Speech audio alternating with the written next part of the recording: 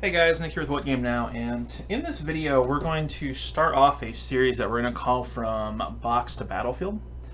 And what we're going to do is we're going to walk through the entire process of, you start here, boxed models or models that are on their frames, and end up with a fully painted model. And this first one is going to be going through how models come and what we need to do to prepare them for assembly. So, before we get going, I want to point out the 4 different sets of models I've got here. They have come in this case, one of 3 ways. So when you get a model, oftentimes they'll come in a box, like this, a blister pack, or blister pack, I cannot talk to you guys, also called a clam pack, or sometimes they'll just come in a bag. In the case of this and this, they came in a bag. This is a blister, and this is a box. By the way, this box is no longer in use by DreamPod 9 for this particular set, so this is just an older box I had lying around. So, with all the different types of box out of the way, I want to go through the different types of material that we've got here, and that's why I've got these 4 kits here. I want to start with this. This is called hard plastic. If you try and bend it, you can't. It comes on this nice frame like this. The idea is you're going to cut the parts out as you need them. This is referred to as hard plastic or polystyrene by the community.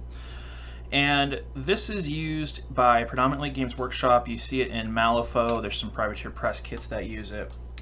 It is a relatively cheap material, but its big downside is it has a very high initial cost. So that's why not a lot of companies use this level of plastic. A lot of people ask, well, why isn't everything this kind of plastic? It's because it's really expensive. You know, this mold, I don't know, I'm gonna guess could have very easily been $10,000 to $20,000 just for this one mold. And this is one kit. Now imagine doing your entire line, something's requiring multiple frames. The other thing that's very important to understand about this kind of plastic is because the reason it's called hard plastic is it comes out of the mold hard. That means that there are some things that hard plastic kits can't do. And an example is what they call an underhang, where you'll have a part that looks like this and there'll be a void. And there's very specific ways that a hard plastic model has to be machined and cut up to make that work. So one thing about hard plastic you'll often encounter is there's generally more parts in the kit, but they're this nice solid plastic, very common and very useful. Oftentimes what people like the most. I mentioned hard plastic, and the opposite here is soft plastic. Soft plastic you can tell because it actually usually doesn't come on a sprue.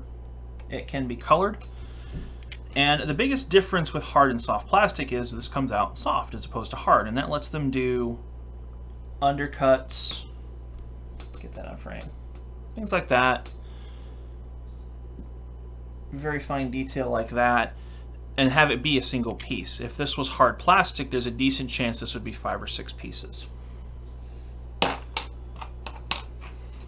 Soft plastic is not necessarily bad. It's the weakest of all the 4 when it comes to retaining detail, but it is oftentimes perfectly serviceable. Next up, this model is actually a mix here. This is a BOA from Heavy Gear Blitz. It is a combination of resin and metal, which are the 2 other very common types of material that are used. This is resin. You can contrast it to plastic here. These actually do look very similar to each other if you're not terribly experienced looking at them. Key points to tell the difference. You can see here these large formations here.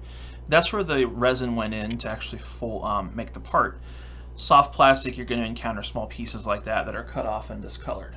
So notice there's no real discoloration down here. That's right there's a little bit of a light trick. Next up, resin is actually one of the better ones for detail. So if you compare a resin piece next to a soft plastic, you'll find the resin one is generally better detailed. So you can see a very good example right here of the joints. And then finally we have metal. These are just metal parts, but these are made out of a nice white metal. Now, just a quick note on the different materials here. Metal is actually the best one for retaining detail at an affordable price point for the company. It doesn't take as much money to get a good quality metal sculpt as it does for a good quality plastic. Apologies. This is much, much easier to get clean, crisp detail as opposed to this or this. And by easier, I'm referring to cost. Metal molds tend to not be very expensive. Now the downside is metal's a little bit heavier of a material, so it tends to cost a little bit more. And metal actually has the biggest issue with chipping of paint. Plastic and the two plastics and resin, you don't really have to worry about chipping. It actually can happen on metal. Resin is the next best in terms of detail, oftentimes on par with, and at least on par with metal. The advantage is it's dramatically lighter, but it's more expensive, and it is worth noting that resin of the four materials is actually toxic if you inhale the dust. So if you're drilling into this, do be careful. It's safe to handle. All this stuff is safe to handle. Just, be careful when you've got resin dust flying around. Hard plastic is, in my experience, the next best when it comes to detail. A resin or metal model is going to look better than a hard plastic model for a comparable amount of money. Now, it is worth noting that if you're, say, Games Workshop and have millions upon millions of dollars to throw around into molds, you can get some pretty good looking plastics, but a lot of that's because they have a lot of money to throw at it. This kind of plastic this is a Games Workshop plastic, and this isn't bad. This would have been cheaper to do in metal for the company, but the model would have cost more because the plastic itself is fairly cheap on the customer. Soft plastic is kind of the compromise. It's cheap for the customer and it's easy for the company to make, but it's the weakest in terms of detail. So, with all that aside, let's go ahead and start talking about assembly. Now, before we actually get to assembling, there's one thing we're going to want to do, and that is, a lot of times a model is going to have, you can see that little bit of shine right there. It's probably some of this as it is. In order to get the model out of the mold, they have to apply mold release to it. So what will happen is you'll have half the mold, they'll spray it, apply the other half, run the liquid resin, metal, or plastic in, pop the mold apart, pull the part out. The issue is that mold release can get stuck to the model. And if it gets stuck to the model, when you start painting it, you're going to be painting mold release and not model. So what we're going to do is we're going to take a moment and get rid of that mold release. And what we're going to do, we're going to take a bowl, off to the side here. You can see all the different tools we're going to use here in a moment. Some super generic dishwashing detergent. I found that the blue stuff works best. I've tried the various different colors. This is off-brand Dawn. A little bit of that in a cup. And fill with water. Go ahead and swirl it around a little bit. So we got some nice soapy water here. What we're going to do is we're just going to chuck all the parts in here. Apologies on the focus. I think the water's throwing it off pretty bad. There we go. So we're going to let that soak for about 20 or 30 minutes. And then what I'm going to do is I'm going to take them out. I have a nice metal strainer here that I use for this. Pour the parts into the strainer. And then I have a hose attachment on my kitchen sink. I'm just going to rinse off the parts in this, mix them up a little bit, rinse it off. If anything gets really bad, I'm going to use a toothbrush. Now, just so you know how you know you're done, let me open this while we're talking. Mold release, I'm going to try and remember to link a picture in the video of an example of truly abysmal mold release on a Forge World kit. It was, I believe it's a Forge World Warhound, Chaos Warhound Titan that has just some of the worst mold release I've ever seen.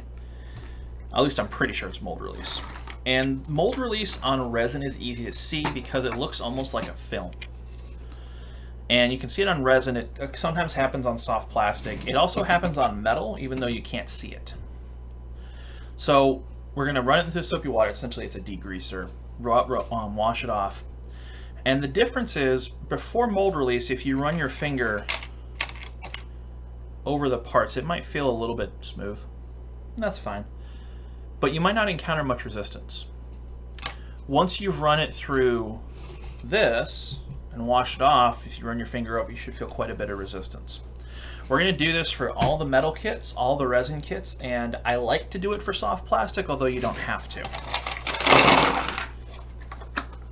So these guys are all metal. Go ahead and pull the bases out because those don't need to go in. This is all metal. They're going to go in there, and they're going to soak for a while. So when we come back, what I'm going to have done is I'm going to have soaked these. These are going to soak for 20 or 30 minutes. Rinse them off. I'm going to let them dry. And when we come back, we're going to have these same parts, but they'll have been through this soak bath. Then in the second video, we'll actually go through the assembly process on the models. And then once assembly is done, we'll do priming and painting, and then some finishing touches like decals and bases. So with that, guys, have a good one. Hey, this is Dave. If you like what we're doing here at What Game Now, go ahead and click on one of the videos which should be on either side of me, or click right in the middle and go ahead and subscribe to the channel. Don't forget to hit the bell once you subscribe so that you know when we have new videos. Please go ahead and share us with your friends. Let everybody know that we're here. Thank you for watching, and thank you for all of our subscribers already. And we look forward to bringing you more content every chance that we get.